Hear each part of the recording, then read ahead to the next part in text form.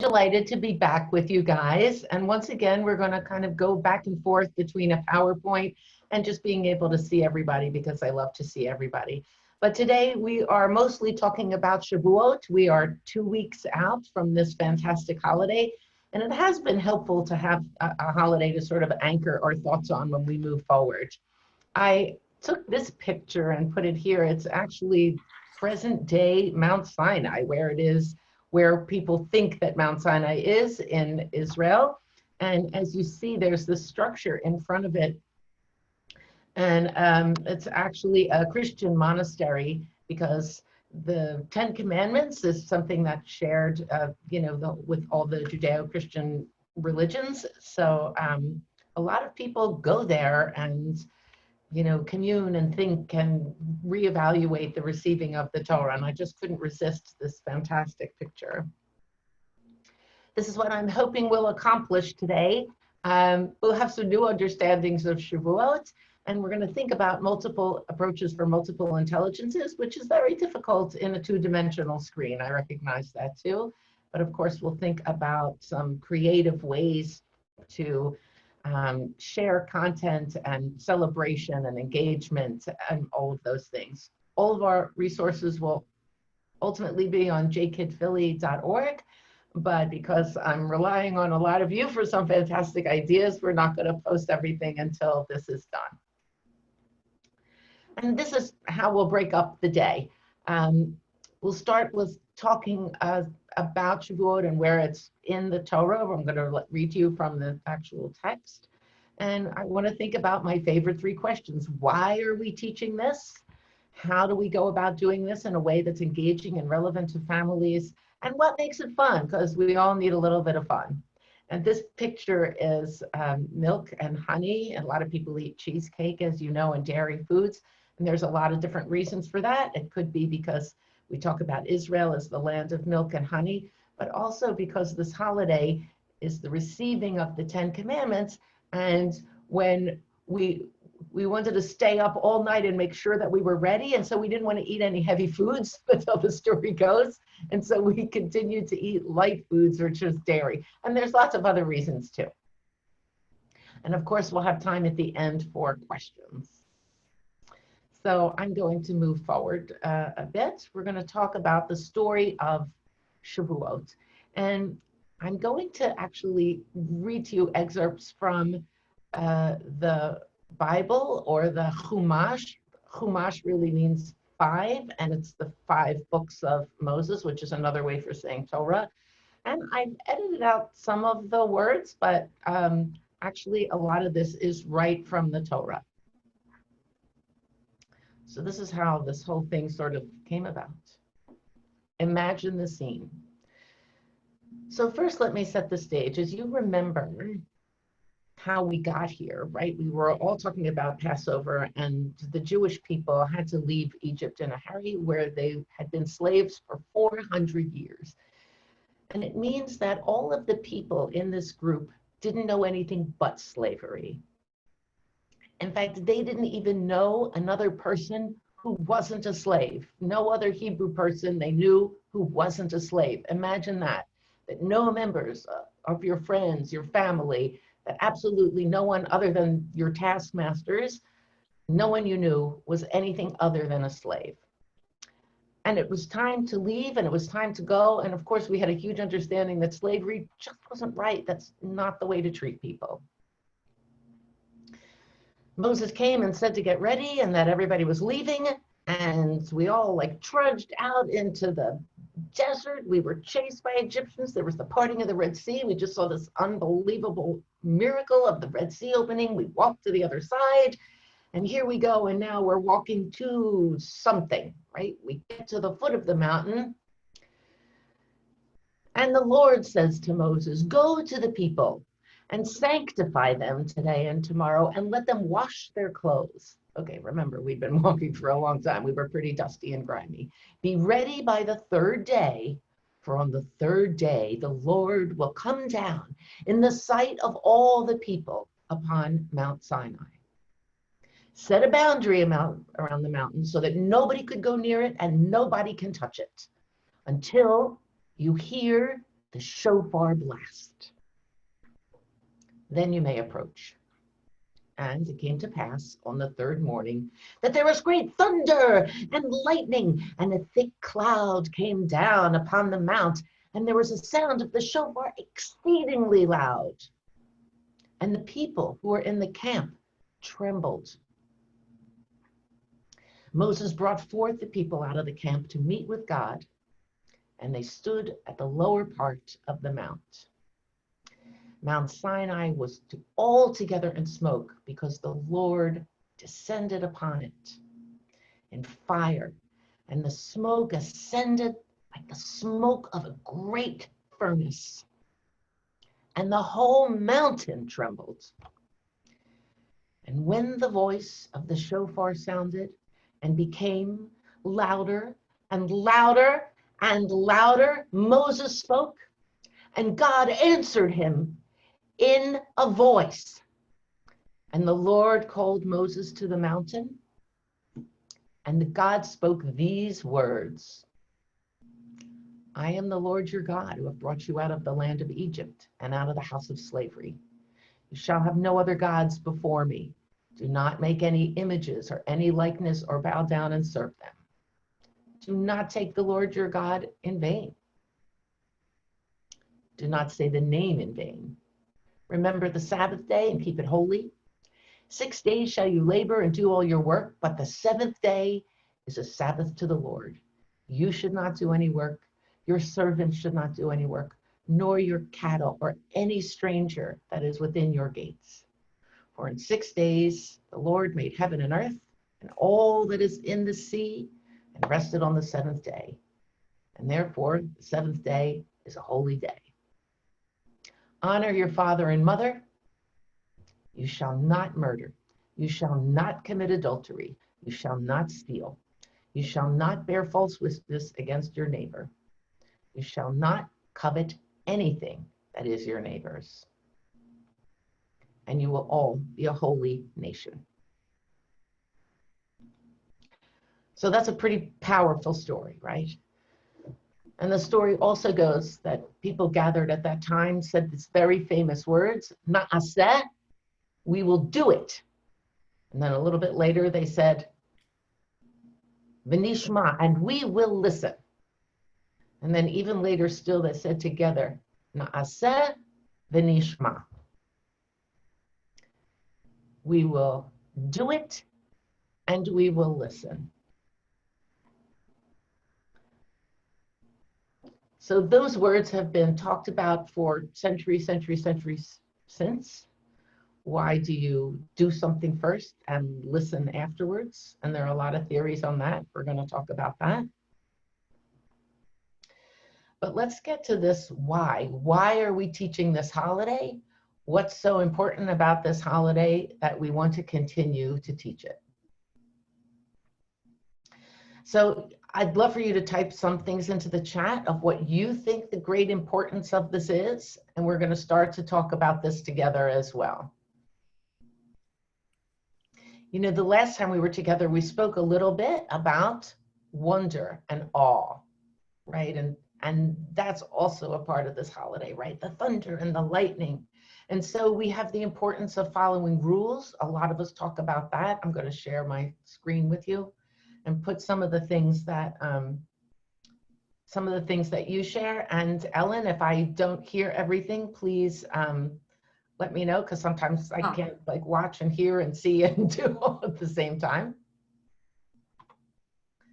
So I did want to put that down, this concept of wonder and awe, like to keep that as part of everything, right? It's a great story.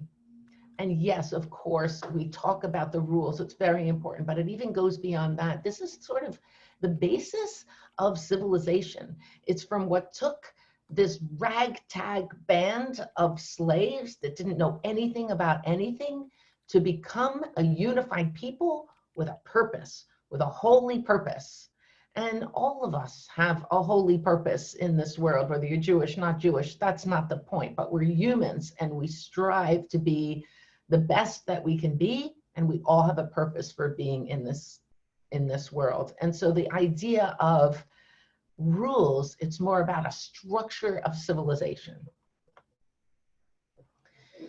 The concept in, I can see some things flashing on my screen, but I can't see them. So Ellen, if I'm missing something and you want to add something, let me know. Yeah, one of the questions that I know that many are thinking is, how do we bring this to an age-appropriate, being? How do we? Yes, so we're definitely going to do that. Thank you for bringing that up. Great. I always like to start from a very adult perspective, and like so that we can understand how we personally feel about these things, and then we can transfer over to how we teach children.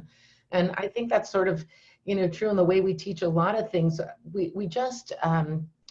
I just saw this really interesting webinar on how to discuss some very heavy ideas with your children. And it really, these psychologists were also confirming the fact that as adults, there are things that we understand on a deeper level, and it's important for us to understand what we know and what we believe before we begin to teach. So just like in the way that we teach human sexuality to children, you're not going to teach a 2-year-old, any intricacies of that, but you may ultimately teach the difference between good touch, bad touch, or to be proud of your body, or any way that you feel is appropriate. And I believe it's the same for all of these concepts, right? How do we feel about the 10 commandments or the receiving of the Torah or knowledge? One of the things that I was about to talk about is this concept of learning. The concept of learning from Torah is to learn to be able to better ourselves and learn to do something. There's a statement in Pirkei Avot, which is ethics of our ancestors. It's just principles of ethical living. And the concept is that if you learn in order to teach, you will have the ability to learn and to teach. But if you learn in order to do something, learn in order to become better, you will be able to learn, you will be able to teach, you will be able to do, and you will have much deeper understandings than if you learn just for the idea of teaching. So learning to do, like this whole concept of learning. Making choices. A lot of what the 10 Commandments teach us to do is like, okay, this is what's right. And we always have a choice in human beings, adults and children, to make a choice that is beneficial to us and to others around us. And the last concept I just want to throw out there for this really important holiday is the concept of standing up for what's right. If you have an idea of what is appropriate in the world and you follow these rules or guidelines, or you live in a civilization that has a moral code, when something goes off the code, whose responsibility does it become to say, nope, this is how things should be, this is what I believe, I noticed something that's wrong, whose responsibility is it? And some of the ancient rabbis and scholars say that's our responsibility too. So very heavy ideas. Yeah, very heavy ideas. So we're going to get to this in just a minute. So I'm going to stop this for now, and we're going to talk about that in a moment.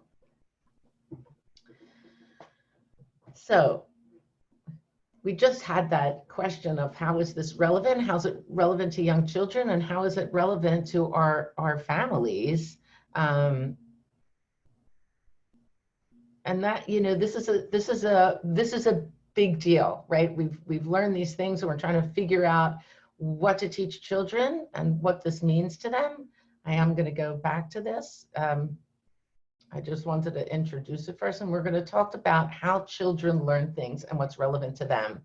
So some of you have heard me talk about this before, because it's just like, just for me, like a mind-boggling thing. But there were brain development and psychologists who got together with young children to see what they understood about math and concepts. And they showed very young children, like age 2, 2 rows of stones. One was a row of 6 stones spaced out this far apart, and underneath it a row of 4 stones, also equally spaced, so that the beginning of the row and the end of the row is exactly the same. And they asked the children, which row has more stones in it? And the children couldn't choose one row or the other. Then they replaced the stones with chocolate. And they asked the children again, which row would you prefer to have? And remarkably, all the children chose the row with 6 chocolates or 6 candies. because it had a relevance to them, right? And this is how children incorporate knowledge and morals of what is relevant to them. And that's what we started to talk about. How can we make all of this sort of understandable to children, and how do children learn ethics and morals? How does that become part of who they are? Lisa, there's something interesting in the chat. Marla writes, it's interesting that we teach and do all of this from the beginning of the year when we go over like rules and 10 Commandments, and Shavuot gives us the opportunity to celebrate what we've been doing since September. They may now have a better understanding of these concepts. And I think How fabulous. That's a way to frame it. I think that's a beautiful way to frame it, especially coming back to this concept of na'aseh v'nishma. We will do it and then we will understand it. Because often, right, children need that habit of following the rules. Hopefully these are all positive rules. You know, we're not talking about making children do things that are inappropriate, but this concept of, you know, sometimes we need a positive physical habit until things like really get incorporated into our body. And that is exactly the point. Great way that we develop these morals and have a deep understanding of rules, right? First, there's that attunement to the people who are working with us, like teachers and families, and the emotional bonds that you form so that you have a real attachment. And once you have this trust, you start to have an empathy for others, which leads to these, what we call pro-social behaviors, all of these good things. And it, like, by osmosis, it really gets into our insides and our kishkas, and that's how children start to really understand what all these things are about. So to think about the beginning of the school year where we said, you know, we keep our hands to ourselves, or whatever the rules are that are appropriate for your age children, it'd be interesting to re-examine them at the end of the year because they will have a new understanding of it. So that's really fabulous. Thank you for bringing that up. But I wonder too, when we think about that and its relevance, and now we're thinking about learning morals, like, gosh, there are a lot of things to talk about for Shavuot, and it can be all fun. We can talk about, I just learned yesterday, thanks to Ellen, that Shavuot is the birthday of King David, you know, the famous David, Melech Israel that we all do. Shavuot was his birthday. I didn't know that, but how fun to talk about King David. And I have great King David stories. You'll be hearing them on Facebook Live. But this next thing, so now we understand in school that we have a framework, there are rules, but it's very hard to think about teaching children rules now that they're home. So I sort of want to ask how you feel about that. How are we connecting and engaging for families and what's relevant for them? I don't really presume to tell families what their rules should be, right? It's one thing to develop a set of rules in the classroom. And I know Ellen shared with me, and it's in your, it will be in your resource page, these 10 good rules, which is a nicer translation of the 10 Commandments that's easier for us to grasp. Ellen, I wonder if you have that nearby, because I don't have that in front of me. Yeah, I can get that. Take me a minute. But, you know, this, and is that what we need to be teaching children for Shavuot? So I guess I want to get back to this, and I really would love your comments in the chat here. Why are we teaching Shavuot? Right? Yes, it's a Jewish holiday. It's one of the 3 foot festivals. It's one of the 3 times, it's called a foot festival because 3 times a year, people would travel from all over to get to Jerusalem to bring first fruits. All of our holidays, or many of Jewish holidays, are also agricultural holidays. We know that we're in the counting of the Omer, right? We're counting measurements of barley until we get to the wheat harvest. And the Shavuot is the wheat harvest. And there's a lot of things about this spiritual journey about, again, trying to make yourself a better human being, because barley was the food that we fed animals. And wheat is like, you know, the ultimate. We talk about upper crust. It's because wheat is like, you know, the great food, right? To be able to have wheat that's been milled and that we can eat, that is supposed to be like a much higher level of food. So there's that. There's also the idea, the agricultural idea, that this is the time of the harvest and people would come from all over to bring the first fruits of the harvest to the Holy Temple. So it's also a holiday of celebration of fruit and vegetables. So there's a lot about this holiday. It's milk and honey, it's dairy foods, it's learning, it's knowledge, it's standing up for what's right, it's building civilization, it's building community, it's King David, it's awe and wonder. It's a lot of different things. So what is important to teach your group of children about these many, many, many perspectives of this holiday? Here are the 10 good rules, Lisa. I did find them, and it's it'll be given on a resource packet tomorrow to you. But it starts out with, 1 is there is only one God. 2, we should not make pretend gods. 3, God's name is special.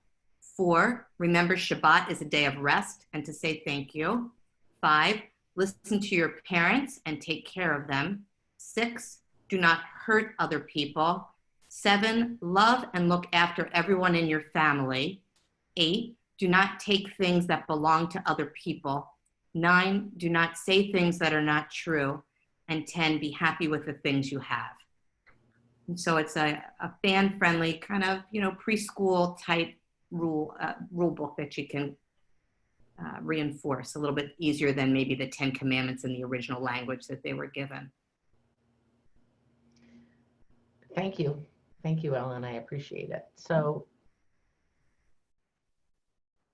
there are many approaches to thinking about bringing this holiday alive or learning different pieces of some of the different aspects.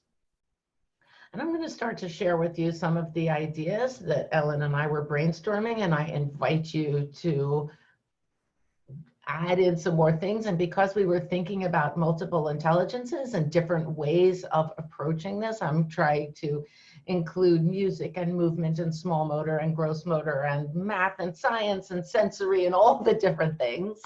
So I wanted to start again with this concept of agriculture, because it is a time when we can be outside. It's a time when we can encourage children and families to taste different foods and increase a child's,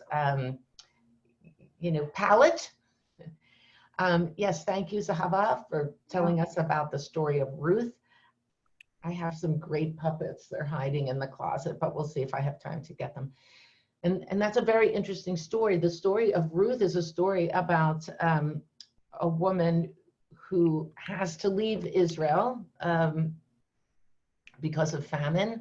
Her sons marry daughters from a foreign land who aren't Jewish. And Ruth, this daughter-in-law, decides that after years of living with the family, even after the death of her husband, she's going to stay with her mother-in-law. And people talk about this a lot as this young woman who chose the path of following in the Jewish ways, even though she wasn't Jewish before. And she is the grandmother of King David. I knew King David had something to do with this. I just didn't know it was his birthday. Anyway, so Ruth. So we think a lot about her making a choice to be Jewish. And whatever our choices are, I believe that choice has like a strong part of this holiday. We choose a path, and hopefully it's a righteous path in whatever religion you are. We are on Jewish schools, so we teach about the Jewish religion, but I'm very cognizant of the fact that not everybody who teaches in a Jewish school is Jewish. And so I really want to think of ways to teach that feel valid for everyone who's teaching. But I was going to start with agriculture and this idea of agriculture and exploring fruits and vegetables from Israel. One of the things that I love to do is either show pictures, or I have like felt versions of every fruit and vegetable there is, and just holding them up. Look, it's been this long. I haven't spoken about my granddaughter yet, but now I will. So I just love holding up pictures for her to look at and identify.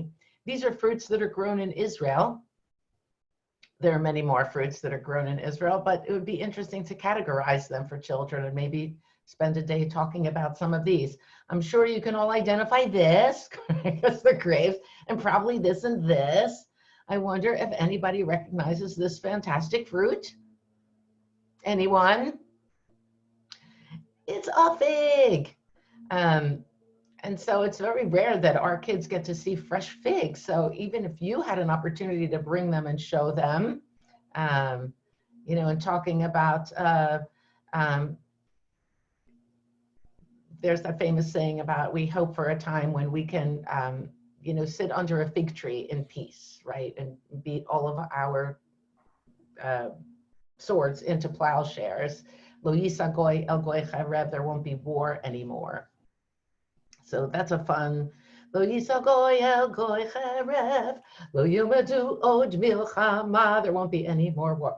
So that's a nice thing to think about. And figs have an association with also Torah. If anybody remembers from Tu B'Shvat, the fruits that are edible inside and out, like a fig, are compared to Torah, which is good inside and out. So a fig is a great thing to eat on Shavuot.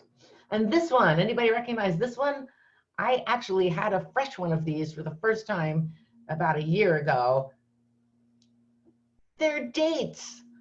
I had never had one that wasn't like shriveled and dark brown, but it really looks like that. And they're super juicy and fabulous. Go figure. Okay, and then these are fruits that aren't necessarily grown in Israel, though they might be, but they're not associated with Israel. And can you just imagine having beautiful pictures like this to show your kids? I bet they love to shout out blueberries, strawberries, starfruit, avocado. I like shouting it out myself. And Zahava wrote about the 7 species, and that's a big part of. Yes, how fantastic to talk about the 7 species. Thank you for whoever brought that up. Excellent. Yeah. So again, we talked about these multiple intelligence. There's lots of music. There's lots of music for Shavuot. Some of the things that you could do, you could build a pillow mountain in the middle of your living room and dance around the bottom of the mountain. And you can use pre-recorded music, or you could do freeze dancing with the kids, or some of the, you could do David Melech. And where's my other list of fabulous songs? Do you know this song? It's like the easiest song at all. Moses went up to Har Sinai, Har Sinai, Har Sinai. Moses went up to Har Sinai to bring the Torah down. I can't tell you how much my granddaughter enjoys doing the down. So also a very easy song. Har Sinai is another way of saying Mount Sinai. Har is a mountain. And since this is a holiday about learning things, you can sing one of my favorite songs from Sesame Street, which is, and I did it all by myself. I did it all by myself, 'cause I'm so big, I can do it all by myself. So that's another one. When you talk about skills that you've accumulated over the year, not only did we learn a lot of rules, and we could reevaluate rules, but reevaluate all the things that the child has learned over the course of the year. Of course, there's David Melech, you know, with all the hand motions. How could you not do that? And Torah, Torah, Torah, Torah, Torah, Torah, Torah. I think everyone who comes up with the song has to sing it. There's a, you know, since this is what is quote unquote called a foot festival or a pilgrimage festival, this is a song that I learned in camp when we started like aching too much and we didn't want to do any more hiking.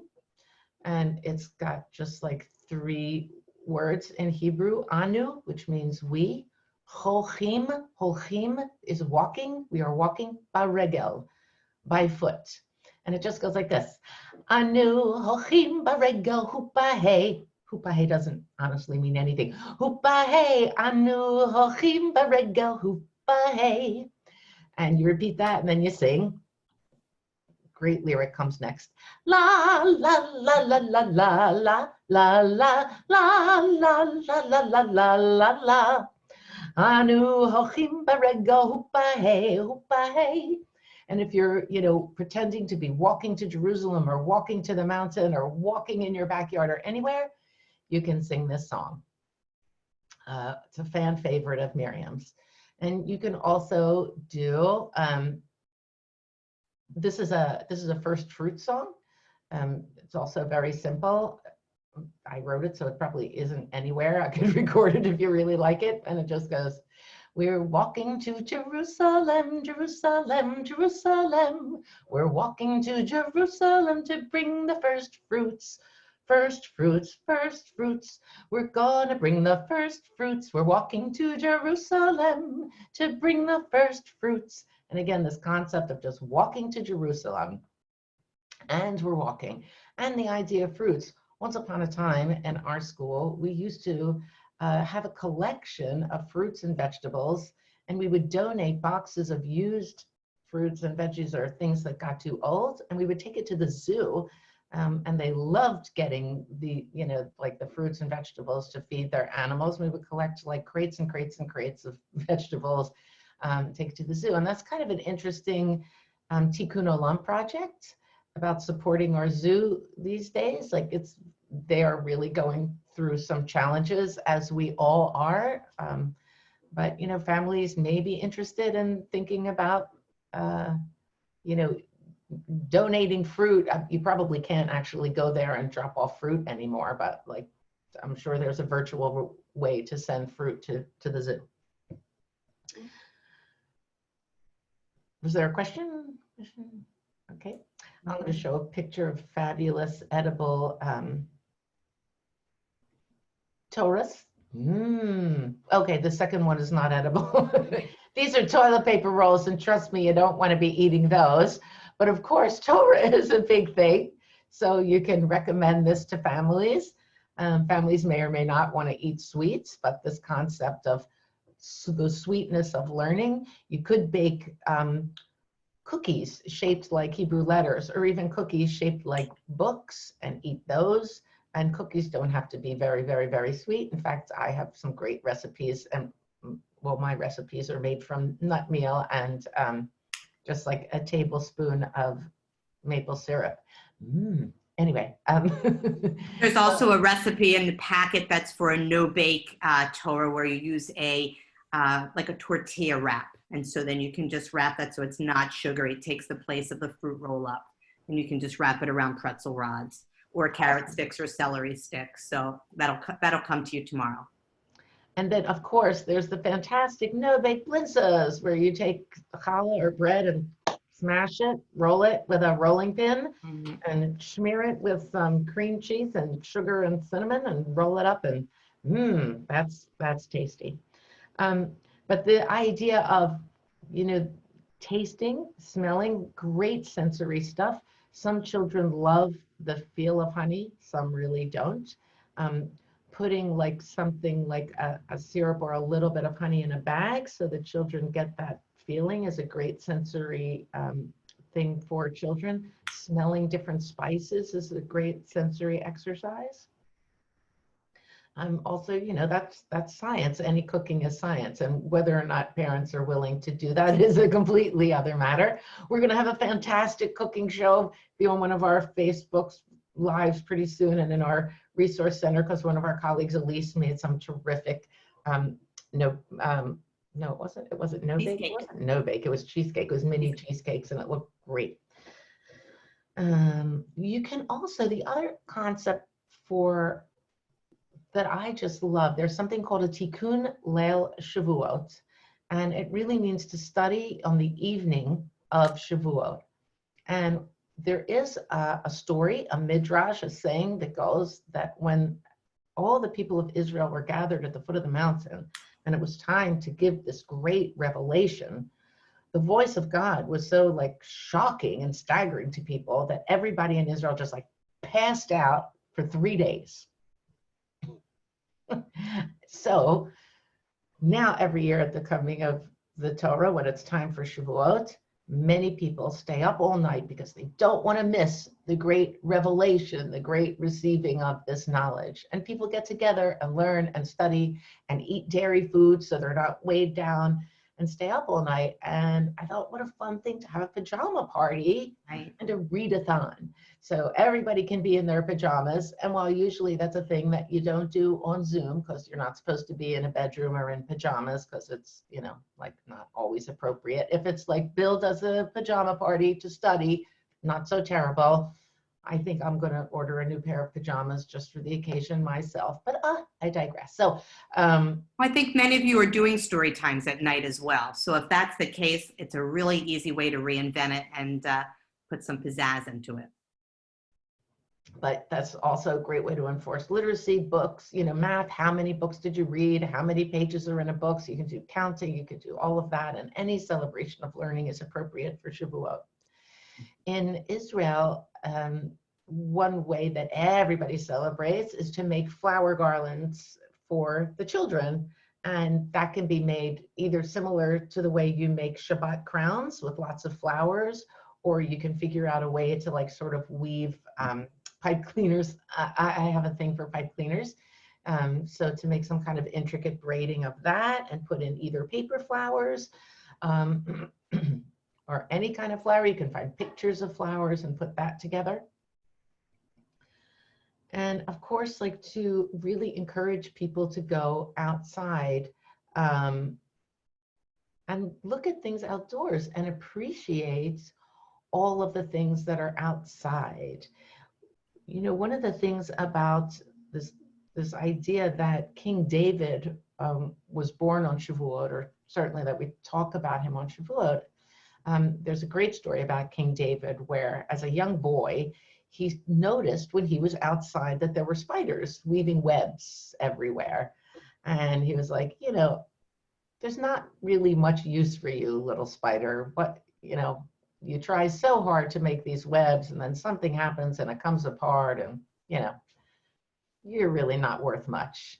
And as a grown man, he was really taught a lesson. He was, by that point, by the time he was a young man, he was a hero. He had slain the mighty Goliath, and people loved David. I mean, he was just, you know, the darling of the people. And Saul, who was the king at the time, was very jealous, and he really wanted to kill him. So people were hunting David down, and he ran away, and he ran into a cave. A lot of talk about caves when you talk about Jewish holidays. We just have a lot about Omer in a cave. Now we have Shavuot in a cave. We have King David in a cave. So he ran into a cave, and there was a very large spider, and the spider quickly got to work and wove a web across the door of the cave. And when the soldiers came by looking for David, they said, well, he can't possibly be in here because David would have destroyed the spider web. And so David's life was saved by a spider. So it's a great time to encourage children to go out and look for bugs and things outside and dig in the dirt. You know, we talk a lot about nature deficit, right, with children, that we don't get outside as much. And especially now we're, you know, you can't all take them outside to play, which is, I bet, where you would do a lot of your lessons anyway, especially in this gorgeous weather. We want them to watch us online, but then we want them to go outside. So what can we encourage children to look for in the outside? So we are talking about books. You know, there's Blintzes, there's Sadie's Blintzes, there's Bubby's Blintzes, there's all kinds of Blintza stories. Yes, Sadie and the Big Mountain. Mm-hmm.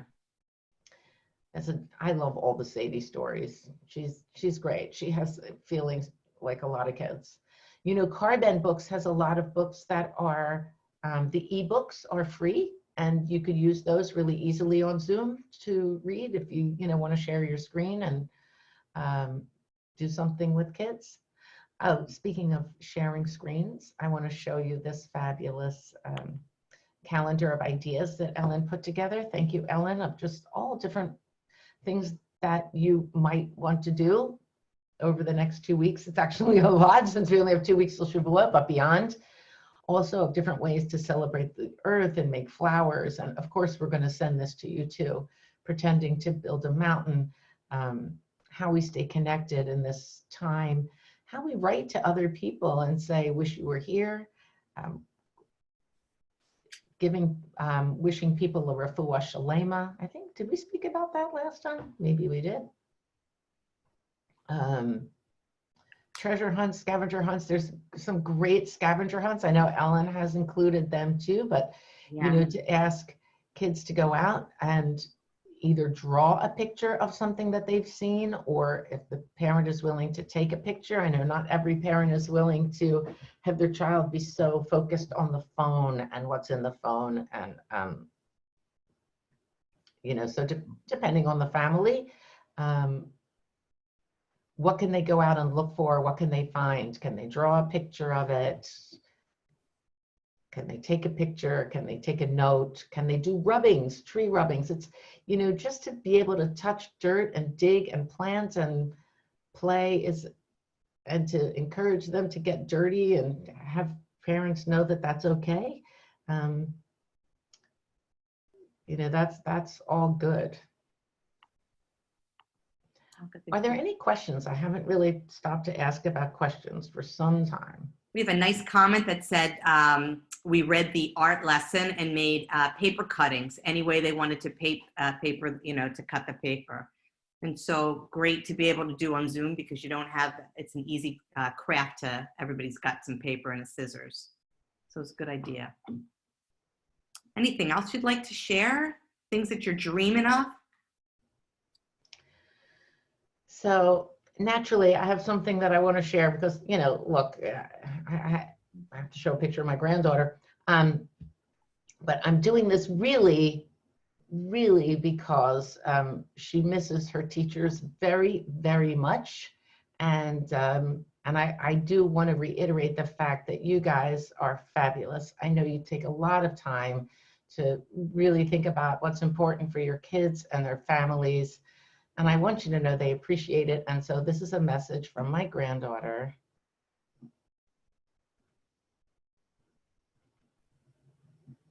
Get ready. Aww, Find it. Wait so cute. Very cute. Oh. So I will say, I asked her specifically what message she wanted to send to Jill and Sarah and Maxine. Yeah. And that's what she did. So another great idea just came in, to have a house scavenger hunt on a rainy day and find fruits and vegetables that they may have. So ask the parents maybe to, you know, keep them on an eye level or a counter that they can find, or the kids might know where their fruits are. And that might be fun. You can also ask for a show and tell that they bring their favorite fruit or vegetable, and kind of tell you all about why and how they like it cooked, or if they like to eat it raw. So lots of things you can do with fruits. Ooh, and then there's, you know, there are other great recipes that we can do other than, you know, there's making, everybody loves to make that ice cream in a bag. We have the recipe for that. Yeah, I know that there are other ways to do it that don't necessarily. I'm going to share a recipe where you can make ice cream in a can too, just like an old coffee can, or, you know, of course washed out, but a can with a top. So that might be fun for them. Yeah, and I know you have to shake it for a long time. A long time. Right. So, you know, it doesn't feel like a lot, but it really is. Good sensory activity. Yeah. So, you know, it is really an opportunity to think about, gosh, things that grow and flower arranging. What a fun thing to do. That's also great. And there's a great activity. I shared the link with you. It'll be there tomorrow, where you invert a colander, and so then you put your flowers. So it's like real good for sensory hand-eye coordination. You just poke whether it's a real flower, a stem, or a fake flower, and just put it through your colander holes, and that seems to kind of be fun for the kids. So almost like reminds me of the game Kerplunk when you were young and you would put the sticks through. So I don't know that game. Oh, I might have that. I'll have to bring that in the office when we get back. Very fun. Mm-hmm. So I wondered too, like if the kids can play games on the screen. I'm curious about that, because I have a recycling game that I play with, you know, pictures. It's, you know, here's a picture of, I have a yellow one that's kind of glass, and another page that has, composting and like the different things. And then I have little squares of where does this go? Where does it fit? How does this get recycled in which area? Is it paper? Is it plastic? Is it glass? Like, is it composting? And I wonder if there's a way to place something like that online. Maybe you would need to send, families a PDF of something to print out. And then when, like a picture goes up on that you shared on your screen, the child finds it. Like, I'm just keep trying to think of ways that we are combining this like flat screen with something tangible that a child has in front of them. So, even like if we're talking about bingo, you played bingo online. Marla, can you tell me how you play it? Oh, and make butter. I like that. Oh, making butter. That sounds great. Google Slides or boom cards. I don't know what a boom card is. Jen, can you tell me what a boom card is? Yeah, so they're online. They come in decks. And a deck is a group of cards that have, it's like a worksheet that the kids can manipulate. So it asks like for beginning sounds and have a bunch of letters on one side and then some pictures, and they gotta drag and drop the letter over. But if you share your screen on Zoom and you allow others to have the remote control of your screen, they can then manipulate on the screen. Oh, wow. On an iPad, can you do that like with your finger, or do you need a mouse? You can do it with the boom cards. You can do from anything. You can do from a phone, an iPad, or a computer. Wow, that's cool. It's boomlearning.com, I think, is the website. It's great. We use them for our kids. And actually, one of my parents today wanted to know about downloading the app to the iPad so he can do it on his own. Wow. Okay, I'm going to look that up. Thank you. Nice. And I would like to unmute Marla and see if she'd like to share about bingo. How does that work? Yeah, so I can't find my bingo copy right now because I have a pile of stuff in my living room. But we just made a bingo card with the free space in the middle. And for the first bingo game, BINGO, each word under those letters began with that particular letter. And then I would just hold the letter up to the screen, and then they would find it on their card. And we actually mailed them the bingo card. Nice. So that they had something tangible.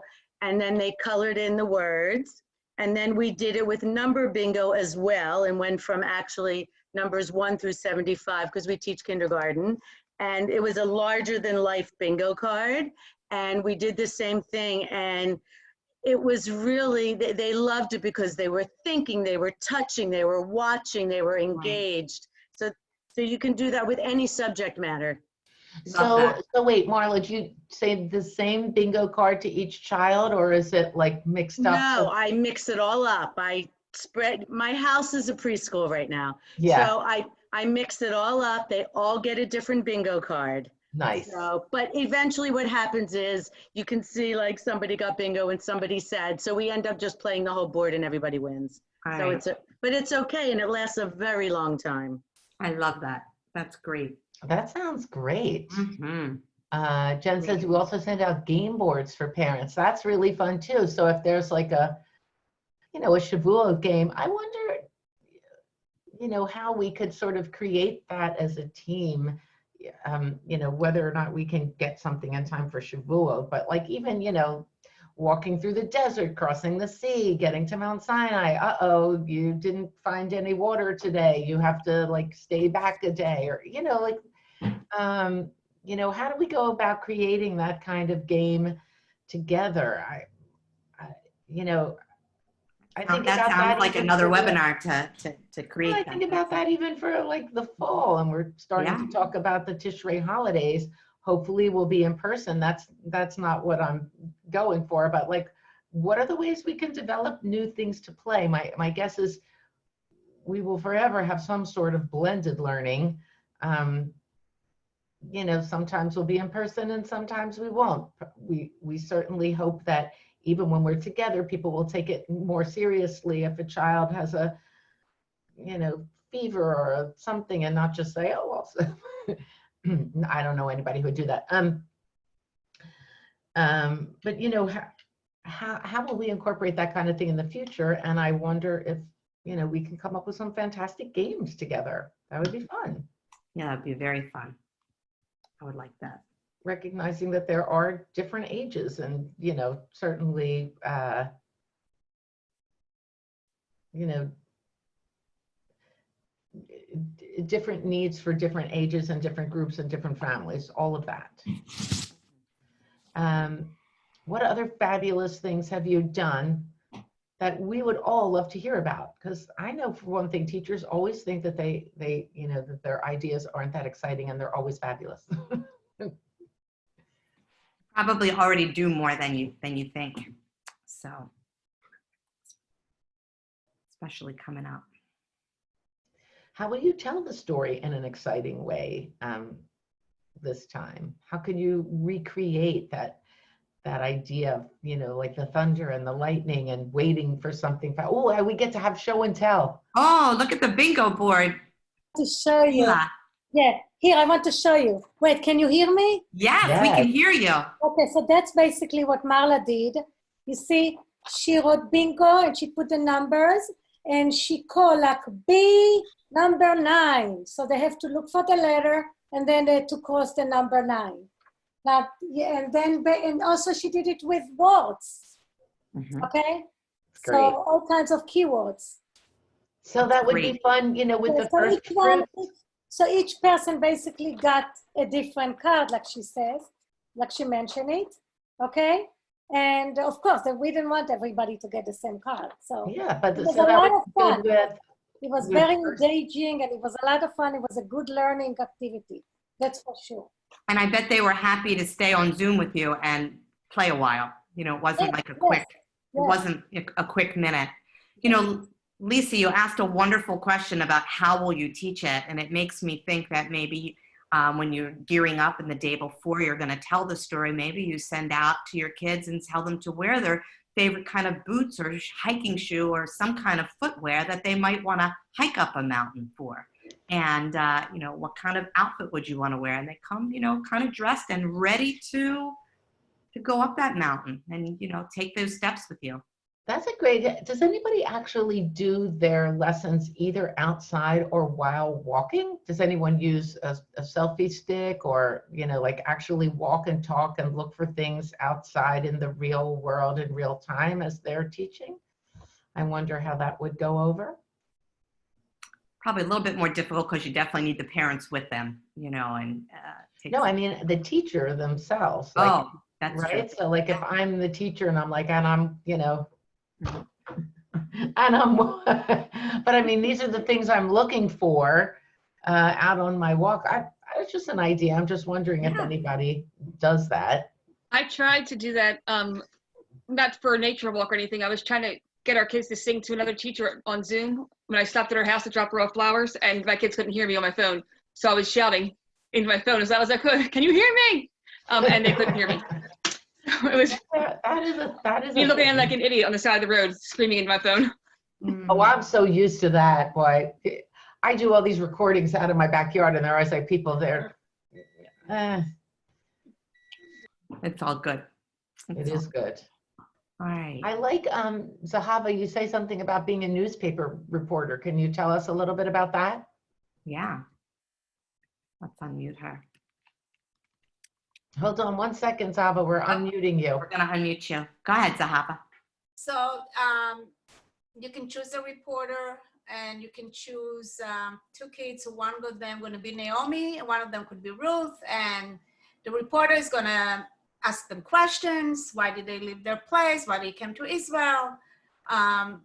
Stuff like that. You can also do the 10 Commandments by just interviewing and asking, you know, what kind of rules they're going to keep and what kind of laws and how they feel about it. I've done this in Hebrew school with older kids and it worked perfectly great. And it's very interesting. And I think it would be a really neat thing to write down their answers, and then just like Marla mailed the bingo card, next time you're mailing a game or something, then they could get it in the mail and they'd probably treasure it. So Great idea. Very cute. Does anybody do puppet shows as part of what they do? Anybody do puppet shows? Not a thing, huh? I wonder if I could easily get to my story of Ruth puppets, but I think we're approaching the end of our. Yeah, we're almost at the bewitching hour, and so. All right, I'll have to actually do that another time and record it for you. Jill says we have babies, so let me see what she's got. Well, here. but freeze dancing at the bottom of the mountain, I happen to know for a fact that one of your babies loves to dance and actually can't control herself when there's music. So that's a freeze really dance fun is thing always to do. good. And again, depending on the age of your children, but everybody can explore music, the agriculture, the idea of fruits and vegetables, certainly, thinking about ways to create foods to eat, mixing and matching. That's also great, making flowers and flower garlands, planting. You might want to, like, if you can send out sunflower seeds, they grow so easily, and that's not a huge expense, although asking you to donate any money is not really what this is about. Yeah. And ways to incorporate being outside. So again, thank you, Ellen, so much for inviting me to join you today. And thank you all for your interesting thoughts and comments in your chat.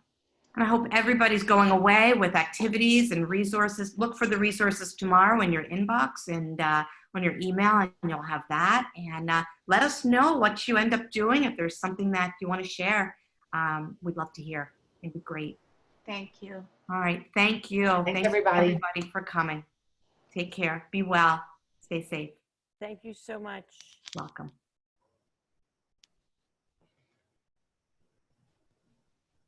Okay.